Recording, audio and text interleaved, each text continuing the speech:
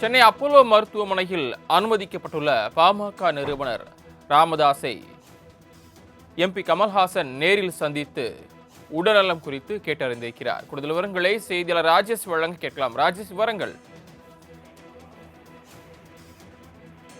வணக்கம். சென்னை அப்போலோவில் அனுமதிக்கப்பட்டிருக்கக்கூடிய பாமக நிறுவனர் ராமதாஸ் அவர்களை நேற்றைய தினத்தில் முதலமைச்சர், அதே போல தமிழக எதிர்க்கட்சித் தலைவர் எடப்பாடி பழனிசாமி, சீமான், நயினார் நாகேந்திரன் உள்ளிட்டோர் நேற்று சந்தித்து நலம் விசாரித்திருந்தார்கள். ஏற்கனவே அவருக்கு 14 ஆண்டுகளுக்கு முன்பாக அவருக்கு ஓபன் ஹார்ட் சர்ஜரி என்பது செய்யப்பட்டிருந்தது. அதன் அடிப்படையில் 3 மாதங்களுக்கு ஒரு முறை பரிசோதனை என்பது மேற்கொள்வது வழக்கமாக இருந்தது. அந்த அடிப்படையில் பரிசோதனை மேற்கொள்ளும் பொழுது அவருக்கு இதயத்தில் அடைப்பு இருப்பதாக தெரிய வந்ததை அடுத்து நேற்றைய தினத்தில் அவருக்கு ஆஞ்சியோ செய்யப்பட்டது.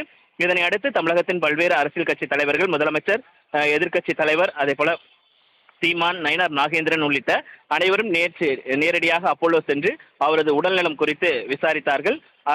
மருத்துவர்களிடமும் அவருடைய உடல்நலம் குறித்து விசாரித்தார்கள்.